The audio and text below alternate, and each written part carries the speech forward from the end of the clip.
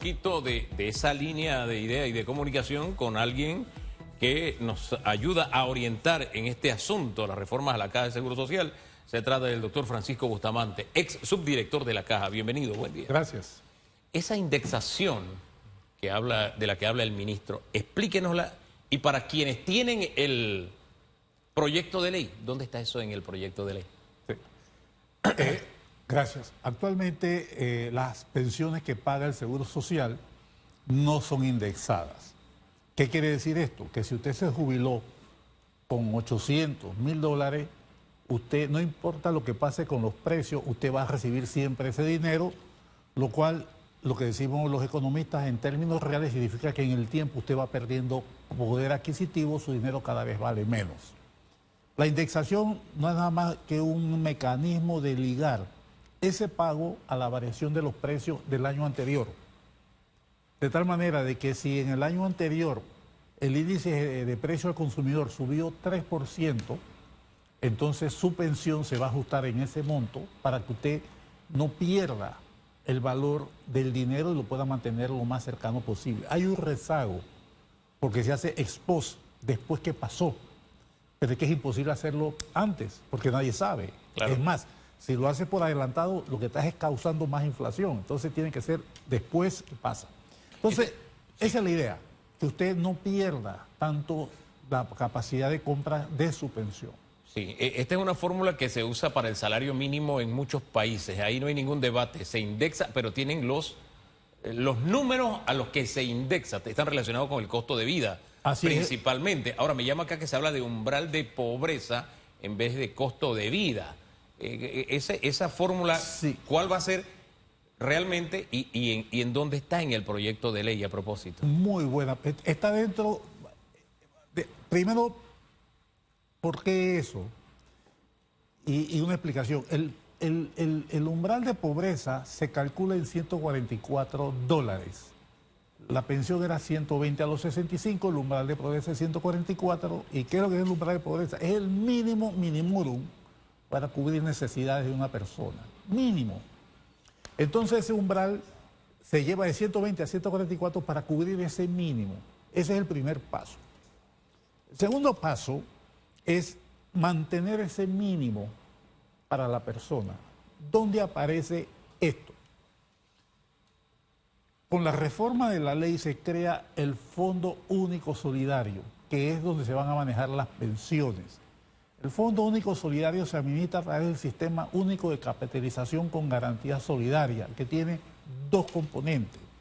Hay un componente que se llama el componente solidario no contributivo y hay el componente de capitalización con garantía solidaria. En este componente no contributivo hay dos patitas, el 144 a los 65 y un fondo que complementa las pensiones menores al mínimo que se establece para el programa de pensiones, que es de $265. Y quiero hacer la salvedad que hasta el día de hoy no hay límite. Hay personas que tienen pensiones menores a $200. Menores, obviamente, y además con una inflación cada vez vale muchísimo menos. Entonces dijo, no, vamos a subir esa pensión a unos $265, ¿ve? Y también está indexada, como las otras pensiones, de manera tal de garantizarlo. Entonces, aquí en este Fondo Único Solidario, que se administra a través del Sistema Único con Garantía Solidaria, ahí está el detalle de estas pensiones, que son básicamente 4 formas distintas de pagar la pensión. Se muere el mixto, se muere el de beneficio definido y este es el nuevo sistema de pensión. ¿Cuál es el impacto que tendrá el nuevo sistema, el de cuentas individuales y los beneficios hacia la Caja de Seguro Social? El nuevo sistema, realmente los beneficios a la Caja como institución no existe porque no se está ganando. Este no es un negocio, es un fondo, un fideicomiso que lo que está haciendo es un objetivo superior. ¿Cuál es el objetivo superior? Estamos pasando de un enfoque de administrar pensiones de gente que cotiza a un enfoque de establecer un manto de seguridad social que abarca a toda la población, tanto aquellos que están en el sistema cotizando como los que no están por distintas razones o no alcanzaron a cubrir sus cuotas. Yo diría que esto enaltece ese alcance de la Caja del Seguro Social como la principal entidad de seguridad social del país. Hasta ahora la seguridad social, o sea, la cobertura de la Caja del Seguro Social era solo al asegurado desde antes que naciera hasta después de muerto a sus beneficiarios. Ahora se extiende a personas que no están cotizando, que es casi la mitad de la población económicamente activa empleada. O sea, estamos hablando de un incremento de cobertura extraordinario.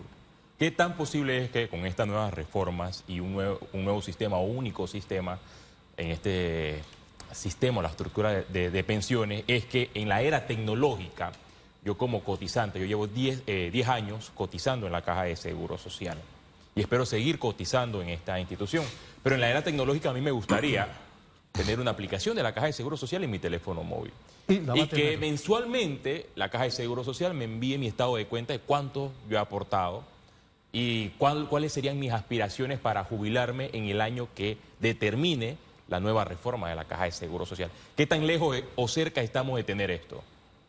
Hoy estamos mucho más cerca que hace 1 o 2 años atrás. Mira, eso que está diciendo Félix Chávez es parte del compromiso que tiene la institución en ese concepto, ese marco de la seguridad social.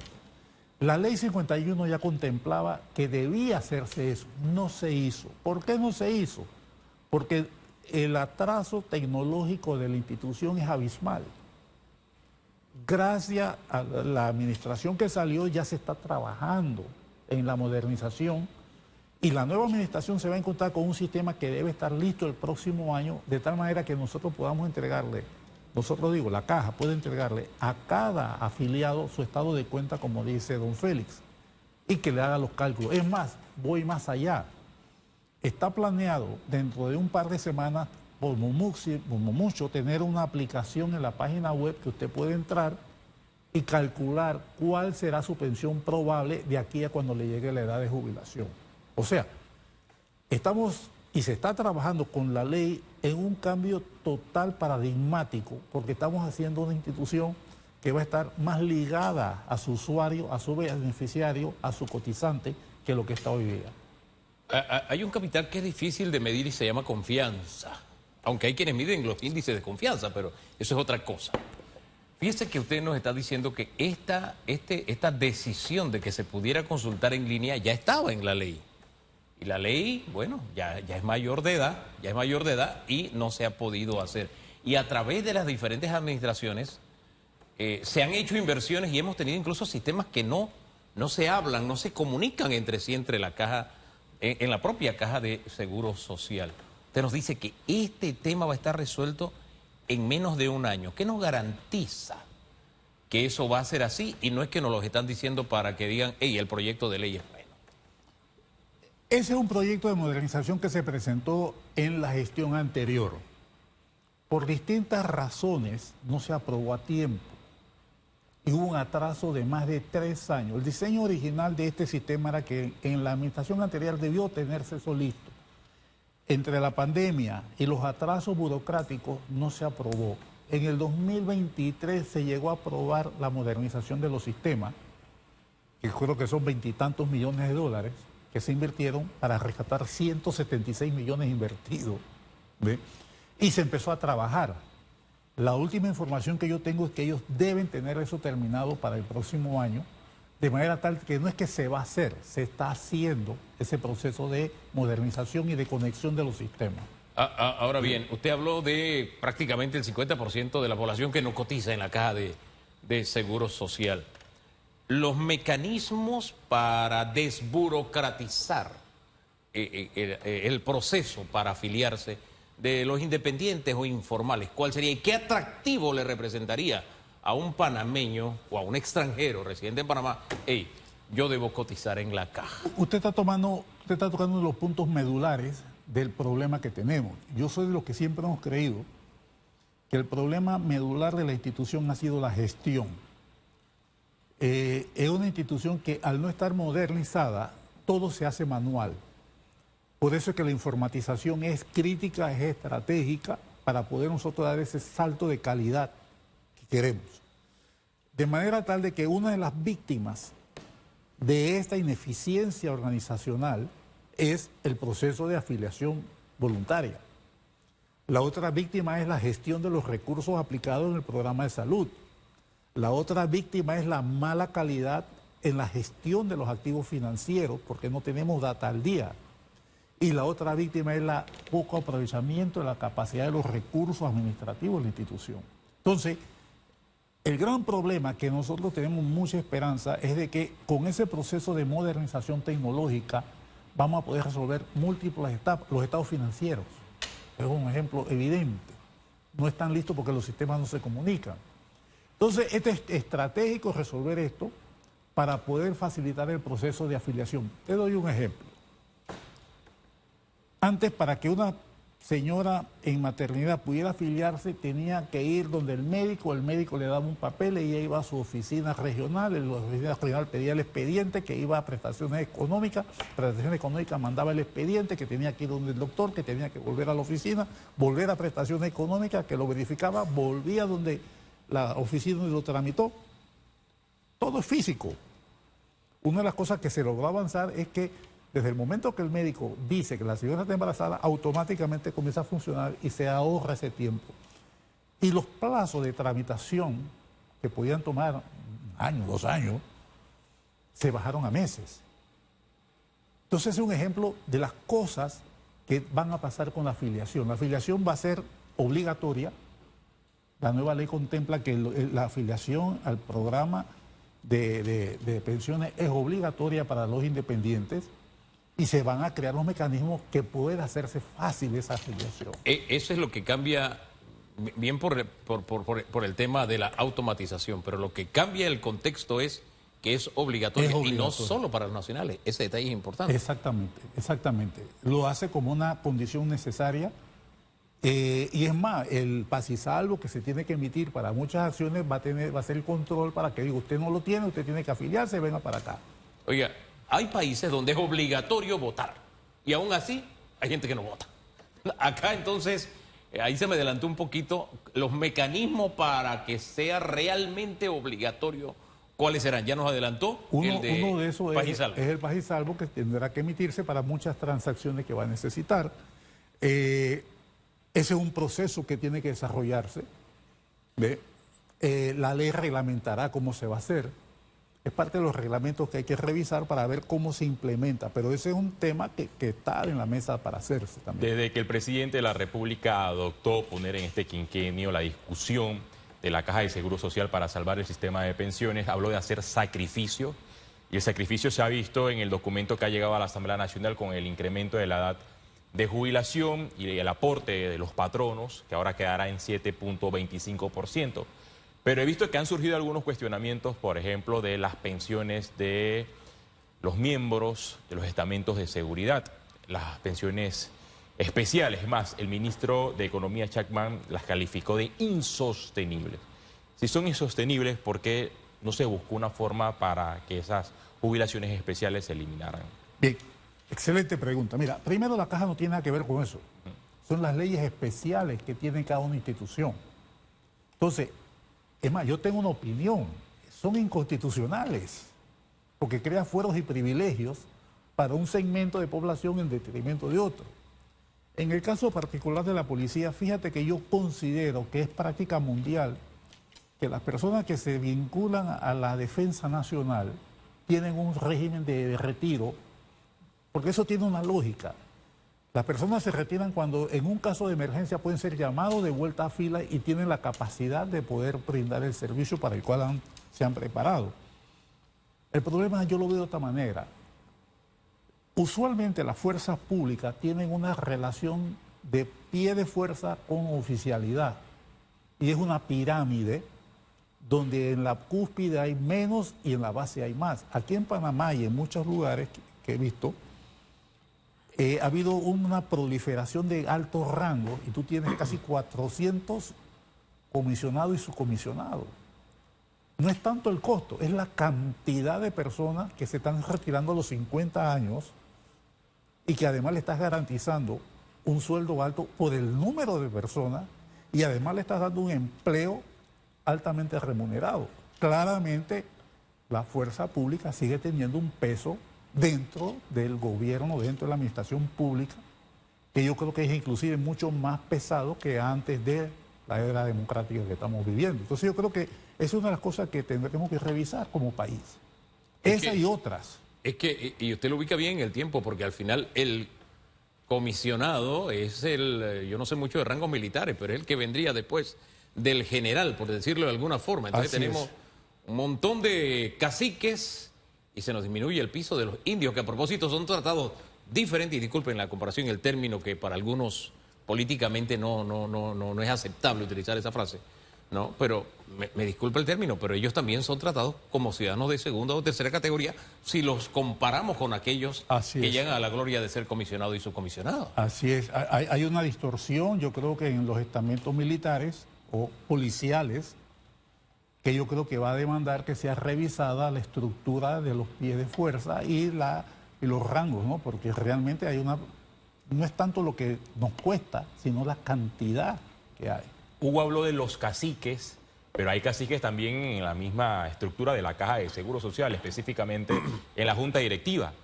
Miembros de esta Junta Directiva que están desde el año 1998, la nueva reforma aplica la no reelección y también antes, o sea, no era obligatorio tener un título universitario. La nueva reforma ahora habla de carrera específica y de título universitario. Así es.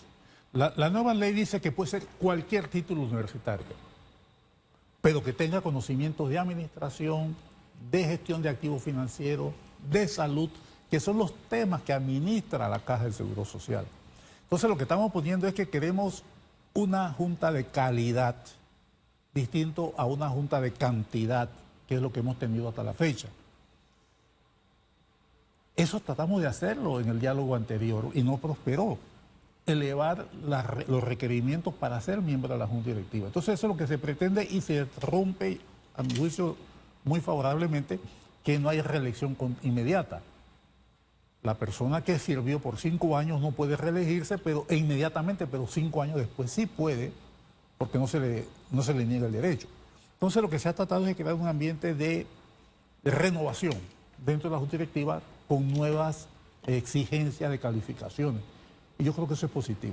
¿Por qué si el tema se ha puesto en años anteriores, los gremios no han estado de acuerdo para mandar a personas con más competencia? Si hablamos de la Caja de Seguro Social, donde deben existir personas con el manejo adecuado de poder estructurar una institución que es la que recibe más fondos del Estado o que maneja más fondos de los cotizantes. Sí, mi opinión personal es que cuando tú dices que tú vas a una reunión que te dan $100 por reunión, y reuniones que demoran 3 horas y media, realmente la gente talentosa, cuyo tiempo es valioso, no se postula. Yo creía que había que subir la dieta para que gente más talentosa dentro de los gremios dijera, oye, me interesa porque mi tiempo vale. Se ha mantenido la misma tasa y de manera tal de que yo creo que eso tal vez haya que verlo. Yo no tengo miedo a que se paguen buenas dietas a gente capaz. Yo no le tengo miedo a eso.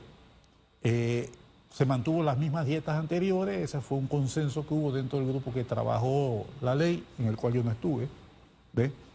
De manera tal de que sí, los gremios deberían hacerlo, pero yo creo que parte del tema es que no hay el incentivo para que gente más talentosa pudiera voluntariarse, si vale la palabra, para ir a la ruta. Discúlpeme, pero creo, y estoy hablando de memoria porque de verdad estamos masticando todavía el proyecto de ley. Es complejo y de pronto uno tiene que buscar dónde es que está el contenido.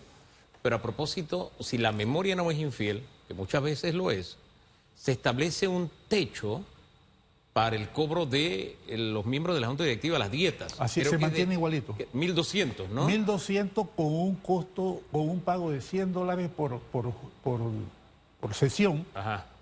Y 30 por comisión. ¿Qué es lo que pasaba? Que las juntas directivas hasta ahora, para cobrar eso, tienen 8 sesiones al mes. Entonces tú tienes, martes y jueves, tú tenías sesiones, y además de eso tenías sesiones de las comisiones. Entonces tenías prácticamente la junta directiva metida dentro de la institución, coadministrando. Hoy día es una reunión ordinaria, pero el presidente de la Junta Directiva puede llamar cuantas reuniones extraordinarias quiera. O sea que si él quiere llamar de nuevo 2 por semana, lo puede hacer. Aquí hay una diferencia. ¿Por qué se justificaba una reunión, 2 reuniones extraordinarias toda la semana? Porque la Junta Directiva era un tribunal de última instancia en temas laborales. Entonces, una llamada de atención verbal a un funcionario podía llegar hasta la Junta. Y eso le quitaba mucho tiempo a la Junta. Eso desaparece en la nueva ley y se pone como instancia el Tribunal Administrativo. Oye, ahí está viendo precisamente que se agiliza el tema de los traslados, porque mover a un funcionario de la Caja de Seguro Social podía tomar de 1 a 2 años, según nos habían narrado experiencias. Peor que eso, si se negaba no lo podía mover. No lo podía mover. En el anterior tenía que ser 1 que lo pidiera, 2 que estuviera de acuerdo, 3 de que no le afectara y 4 por necesidades de servicio. Entonces, tú para mover a una persona era casi imposible si ella no quería o si no lo pedía. Se invirtió. La primera causal que hay hoy día es necesidad de servicio. La segunda es si la persona lo pide. Y la tercera entonces es que no le cause problemas y que lo ayude. O sea, se invirtió la pirámide de prioridades para poder hacer traslado cuando sea necesario y se acota que no puede ser un mecanismo para sancionar por cuestiones políticas ni de ningún tipo. Esa no es una sanción. Ahora, salgamos del universo del funcionamiento para irnos a los temas jubilaciones, el tema IBM y demás. Veo que se amplió el universo de los recursos que van a IBM. Eran 21 renglones que formaban parte de los ingresos de IBM y se amplió a 28, para que destaque ese aspecto, lo principal en esos cambios, los renglones adicionales de donde provendrá el IBM, los fondos de IBM. Los principales renglones que van a ir al IBM, para mí son 2 o 3, los más importantes. El primero es el aporte de 966 millones de dólares que va a hacer el Estado para cubrir el déficit de las pensiones vigentes. El segundo es una transferencia de dinero que se iba a hacer al Fondo de Ahorro de Panamá, que va directo al Fondo IBM. El otro es la financiación de las pensiones solidarias, no contributivas, y un adicional de 60 millones para complementar aquellas pensiones menores. O sea, estas son las cosas más importantes de las fuentes adicionales que se van a incorporar al financiamiento del IBM. De manera tal de que hay un refuerzo significativo y la otra es el incremento de la cuota de los empleadores, que pasó de 4.25 al fondo IBM a 7.25. ¿Ve? De manera tal de que esa es otra fuente adicional de ingresos que se suma al financiamiento del programa. Ahí hay una que llama la atención, son las multas, los recargos. Tal vez no sea gran cosa, pero es de justicia. Las multas, los recargos y fianzas que se cobran a los contratistas que incumplan los términos pactados con la institución en materia de contratación pública. Tal vez allí no vayan muchos millones, pero es de justicia porque hay contratistas que tienen por deporte, han creado el arte entonces de mantener estos contratos y si no estoy de acuerdo con el resultado, presento una acción legal y eso va por lo largo y no nos llega la medicina, no nos llegan los insumos y demás. Ese rengloncito tal vez no sea grande, pero es de justicia. Sí, ese era un renglón que estaba dentro de las cosas que... A ver, yo soy un proveedor. Ajá. Me estás pidiendo que te provea en diciembre. Pero yo sé que si entrego en diciembre, Sí. corro el riesgo de que no me pagues en diciembre. Y cuando vaya a cobrar, entrega en vigencia expirada, es decir, venció la partida y aunque haya la plata no te puedo pagar y a ver cómo cobro. Entonces había mucha gente que se acogían a la multa, que era baja. Todas esas cosas se revisaron, las multas se revisaron y yo pagaba la multa. Pero no te entregaba si yo no tenía la seguridad. Y eso me trae una experiencia. Hubo un momento que me llamó la persona encargada de los medicamentos y me dice, su director, tenemos 20 y tantos medicamentos que me tienen que entregar y no me quieren entregar los proveedores, prefieren pagar la multa porque no tienen la garantía que se les va a pagar. Digo, tráeme la lista, tráeme los nombres y se sentamos los dos. Y yo empecé a llamar a uno por uno. y a pedirles que por favor me entregaran, y yo daba mi palabra de que se les iba a pagar en enero o febrero. De los 20 y tantos, solamente 3 me dijeron que no podían porque no tenían, sino que llegaba en enero. Entregaron bajo el concepto de la palabra, la credibilidad que hablábamos hace un momento.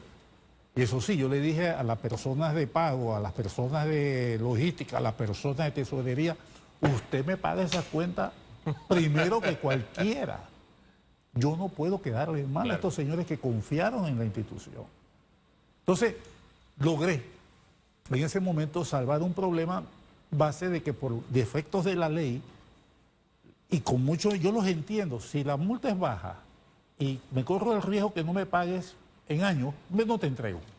Al fin y al cabo, lo que hablábamos hace un rato, ¿qué es lo que te sale más caro, el remedio o la enfermedad? Así es. Vamos a lo que de alguna forma ha movido más las aguas, porque mire, hemos tratado varios aspectos, pero lo que ha movido más las aguas tiene que ver con el tema de edad de jubilación. Así como nos explicó de dónde salió los 144, que es del índice de umbral de pobreza para el área metropolitana, porque el área rural es diferente. Así es. Y cuando usted me habló, me puse a buscar, y la cifra de 144 data del año 2018, o sea, ahí tenemos el riesgo, no sabemos si es más alta o más baja, no sabemos, pero es la última cifra disponible y ahí tenemos un reto como país de tener las cifras oficiales al día también, que esa es una tarea de vieja data que no cumplimos. Pero vamos a esto, ¿de dónde salió los 65 y los 60 años, los 3 años adicionales?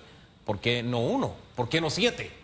¿Por qué 3? ¿De dónde salió esa cifra? Ahí hay varios criterios. El primer criterio que tenemos es, señores, tenemos una economía que no está creciendo a la velocidad que queremos. Tenemos un alto nivel de desempleo. Tenemos gente que está ganando muy por debajo de sus necesidades. Y hay mucha gente mayor que están acogiéndose a la jubilación, inclusive sin la edad, pero con las cuotas anticipadas, porque no consiguen un puesto de trabajo. Esa es la realidad de este país. Entonces, el primer concepto es humano. Vamos a tratar de ser lo menos oneroso posible a ese panameño, a esa panameña, a ese ciudadano o no ciudadano que está aquí en el país trabajando y que no tiene.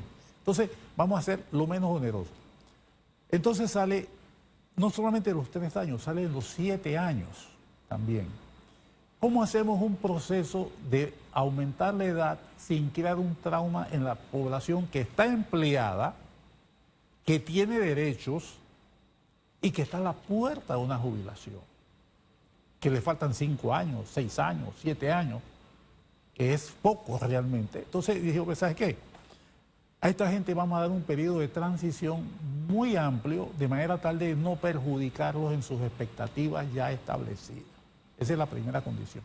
Ahí en esa primera condición le hago un comentario nada más. En los pasillos la gente pregunta, ¿y tú te salvaste o no te salvaste? Y el te salvaste o no te salvaste era si estaba dentro de los 7 años. Y yo pensé que eso había pasado con la gente a mi alrededor, ¿no? Hablaba con mi esposa y me dice, no, yo fui a una reunión y la primera pregunta que me hicieron, tú te salvaste, tú te salvas, todos dentro de eso de los 7 años. Pero fíjese que usted habla de justicia. ¿Cómo se estableció que 7 años era el promedio de justicia? Porque usted... Los cálculos tienen que haberse hecho a través de corridas, de números, de cálculos. Porque se hicieron números, esa es la segunda parte. Se hacen los números y se calcula de que el sistema toleraba ese espacio. Lo podía tolerar. Y podíamos pasar la edad ampliada tomando en consideración varias cosas. La necesidad de recaudar los fondos para poder pagar las pensiones y el otro es la esperanza de vida. Doctor. La esperanza de vida ha ido creciendo en el tiempo. Y hemos tratado de que por lo menos sea consistente con el avance de la expectativa de vida de las personas. Y esos fueron, de ahí salieron de esos análisis. Ahora bien, fíjese que los factores que usted nos habló, la informalidad, que la economía no está creciendo, un montón de factores, ¿verdad? Y dirá el asegurado, oye, pero yo no tengo la culpa de ninguno de esos factores. Son los que nos gobiernan los que tienen la responsabilidad de que todo eso funcione. No yo, porque yo tengo que pagar los platos rotos, por decirlo de alguna forma. Yo creo que es una manera particular que yo respeto de ver el mundo. Tú no te puedes sustraer de las cosas que tienes que hacer porque el mundo no es como debiera ser. Esa es la realidad con la que estamos lidiando. Ese es el país que heredamos, con todos los defectos. Pero también tenemos un país que tiene cosas que trajo. Tenemos un país que ha estado creciendo con problemas. Tenemos un país que te da servicio con problemas. Tenemos una sociedad bastante moderna. Entonces no vea solamente el pasivo, vea el activo también. Entonces, nosotros lo que tenemos que preservar es lo mejor de esta sociedad y eso es la estabilidad social. Entonces, este es un costo que tenemos que asumir. Y yo no puedo en este momento salir a decir, es que este señor en tal año hizo tal cosa. Asumamos que ese señor que hizo tal año, tal cosa, yo lo agarro y lo penalizo. Asumamos que resolví el problema. No. No me desquita que yo él lo busque. Yo tengo que resolver el problema. ¿Y cuál es el problema que tengo? Que la plata que hay no alcanza a pagar las pensiones. Doctor, que si no lo hago vamos a caer en una situación peor. Doctor, este es un tema del que vamos a seguir hablando y acá en Radiografía, al igual que en Debate Abierto, queremos dar el espacio precisamente para esas explicaciones porque cada día surgen argumentos nuevos del porqué de las decisiones.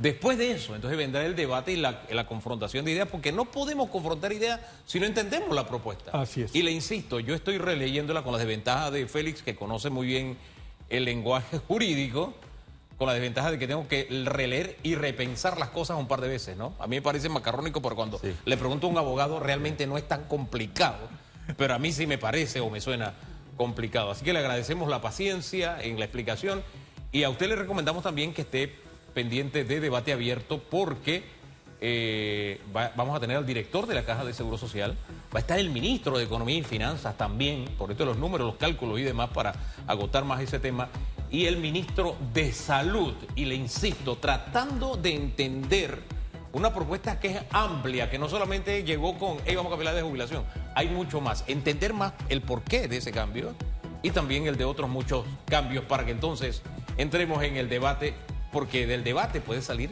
que mejoremos la propuesta de gobierno. Es una posibilidad. Y ese clamor debe ir a la Asamblea Nacional porque los diputados tendrán la palabra de reformar y hacer quizás ajustes a este documento. Son las 8 minutos. Pausa, regresamos en segundos.